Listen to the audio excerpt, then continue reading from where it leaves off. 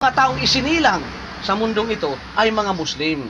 Naging Kristiyano lamang sila nung pagpakapanganak sa kanila ng kanilang magulang, dinala yung bata doon sa iglesia, doon sa Katoliko, o anumang sikta sila. Opo. Ngayon kapatid, nais kong malaman sa iyo na lahat ng mga propeta mula kay Adan, Abraham, David, Moises, Jesus Christ, iisa lamang ang lumalabas sa bibig nila. La ilaha illallah. Iisa lamang ang dapat pagkukulan ng pagsamba. La ilaha illallah, walang ibang Diyos maliban sa Allah. Ibig sabihin, ang Allah ito ay pansariling pangalan ng lumikha. Siya ang lumikha ng kalangitan at kalupaan, siya ang nabigay buhay sa atin at babawi ng buhay sa atin. Siya ang tanging hukom at hari sa araw ng paghukom. Ibig sabihin kapatid, ang mga propeta sila ay isinugo ng Allah na hindi sila nagsisinungaling, hindi sila nagsasaya ng oras, panahon, lakas para lamang magsinungaling. Bagkus, iisa ang lumalabas sa bibig ng mga propeta mula kay propeta Muhammad na huling sugo ng Allah ang ulan. Opo. So ang sinabi ng mga propeta, maniwala tayo na walang ibang Diyos maliban sa Allah. At ang sino mang maniwala sa Allah, sa tagapaglikha, at sinabi niya na la ilaha illallah, ako'y naniniwala na walang ibang Diyos maliban sa Allah, siya ay maninirahan sa paraiso at mananatili siya roon magpakailanman. Ibig sabihin, ililigtas siya sa impyernong apoy. Ngayon ikaw po ay may asawa, may anak, at meron ka mga kapitbahay. Tayong mga nagkakaroon ng kaalaman tungkol sa Islam, ibig sabihin ng Islam, kapayapaan, relihiyon na binigay ng Diyos sa sangkatauhan.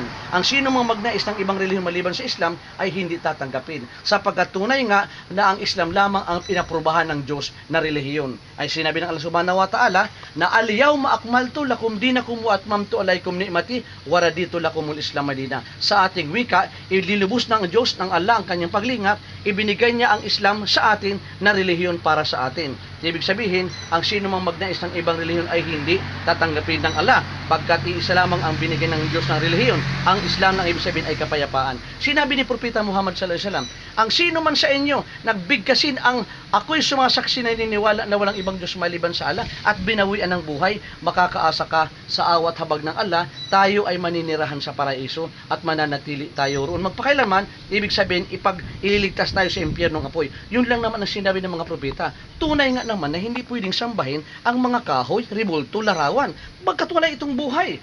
At ang mga santo at mga santa, ganun din ang mga propeta, silang lahat ay nilikha ng Diyos, humihingi ng tulong at kalinga sa Allah. Ano po?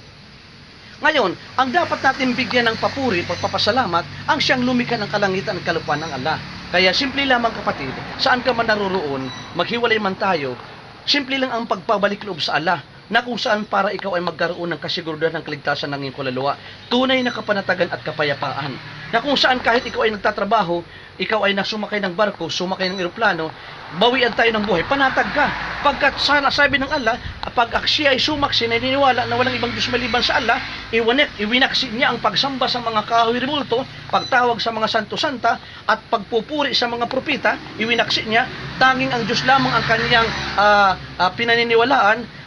Naniwala na tayo sa Kanya, ibig sabihin panatag tayo na maninirahan tayo sa paraiso. Ibig sabihin ipagbabawal sa atin ang impyernong apoy. Kaya simple lang, aalalayan kita kung paano nagkaroon ng kasiguruhan ng kaligtasan ng mga propeta.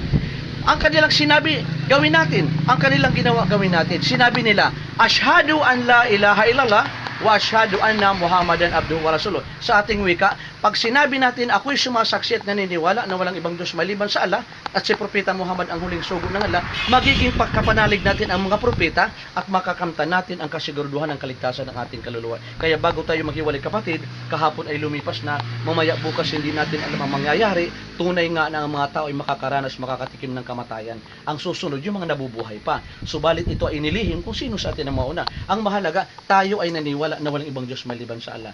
Kaya ay kawayaanyayahan ko, yung kanang kamay bilang pagtistigo na isa lamang ang Diyos. Taas mo yung kanang kamay kapatid. Ganyan, kanang, okay lang, okay lang. Ganyan po yung hintuturo. Yung kanang kamay. Baldado. Baldado, ganyan sa. Sabihin mo ng buong puso, Ashhadu an la ilaha illallah wa ashhadu anna Muhammadan abduhu wa rasuluh.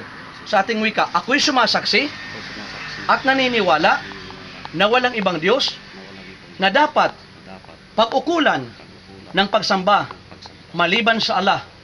At ako'y sumasaksi na si Propeta Muhammad ay huling sugo ng Allah.